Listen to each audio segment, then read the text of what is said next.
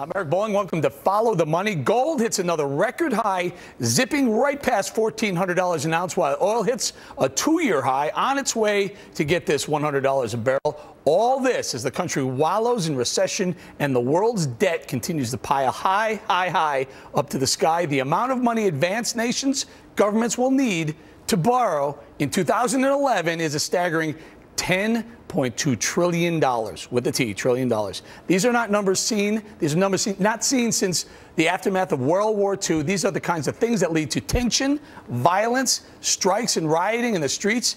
The size of the world's debt is a sign of growing sickness, says our very good friend, Judge Andrew Napolitano. Judge, the debt keeps rising. We found out today that we may need to borrow as a globe, as a world, $10.2 trillion more dollars. Right. The reason I use the word sickness is because it shows a regular, consistent, systematic willingness to mortgage the future in order to spend money now. These people are not stupid. When I say these people who run the governments of Western worlds, they know that they can borrow from where the money is and spend the money now, and they won't worry about paying it back. When it comes time to pay it back, they'll print money. Guess what? The time to pay it back is now, and there's so much debt from the other countries that have been lending us money. Soon they're going to stop lending us money, and then what do we do? I know. What do we do, Judge? Well, I know what they will do. They will simply print money to pay their debts. They, meaning the industrialized nations. Not all nations can do it. The Bank of England can do it. The Central European Bank can do it. The Federal Reserve can do it.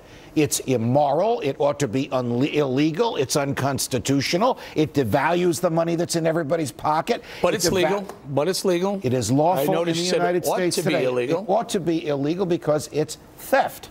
If you have $100 in your pocket. Well, you probably have a couple thousand, but if you had $100 in your pocket and the Fed goes out and floods the market with cash, soon that $100 has lesser buying power. It will still say $100 on the bills, but because there's more money chasing the same amount of goods, the prices of everything will go up. That's called theft. And devaluation. And the Constitution prohibits the government from stealing from you. You wouldn't know it the way they steal, but it does prohibit the government from stealing. So what happens, Judge? They go out and they print the money because they can. And they spend it, and they print it, and they spend it, and the debt just keeps on rising and rising. Eventually, it hits what's called the debt ceiling, right? And then they just change the debt ceiling. They go back to the Congress, and the Congress authorizes more borrowing or more printing. Same thing in this case. And the debt ceiling goes up. You see, their theory, their idea is, and these are Republicans and Democrats, it won't be my watch when the house comes tumbling down. As long as I can pay the bills and keep the masses at bay now, it doesn't matter what the interest payments will be in the future after I'm retired. That's the attitude of people on both sides of the aisle in the government today. Judge, three things, three little balls flying around up here. We have the Fed who prints, right? We have the government who spends, right? But then you have Congress who decides the debt ceiling or okays a higher debt ceiling, right?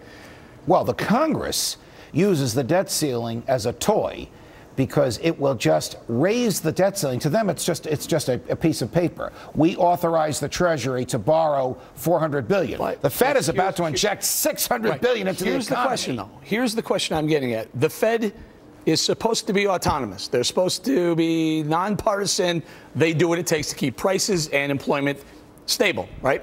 Well, they claim that they keep prices and employment. My question is this. Can Congress decide not to raise the debt ceiling? Yes, of course Congress can. But that would require a sea change in Congress's thinking. Can the Fed decide not to print money? Of course it could, but that would require a sea change in the thinking of the people that are on the Fed. They are all of the same big government mindset. The Constitution be damned. We will do whatever the law allows us to do. We'll worry about paying back our debts in the future. What happens if Congress says, no mas? We're cutting you off, Fed. We're cutting you off, Obama. That's it. And we exceed the debt ceiling. We owe more than we're allowed to owe.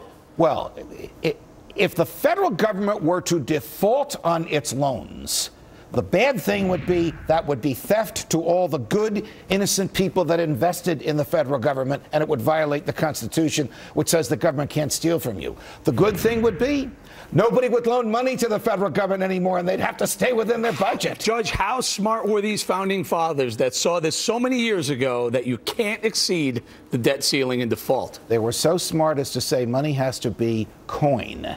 It can't be paper, because they knew what could be done with paper money. These coins, silver and gold, which is all they used at the time that the Constitution came into existence, you could put it into a bank and trade paper that represented it, but this always had to be in the bank. Now, it's not in the bank anymore. Well, the dollars that we have are only worth $1 because the government says they're worth $1. The government can decide what they're worth. It can increase the value or decrease the value, and we lose. And they can decrease the value of the dollar by printing them and therefore pushing up the value of that coin. Which is why we should go back to a gold standard. That's a whole nother discussion. We'll do that with you I think very you soon, secretly Mr. agree Judge. with me on that.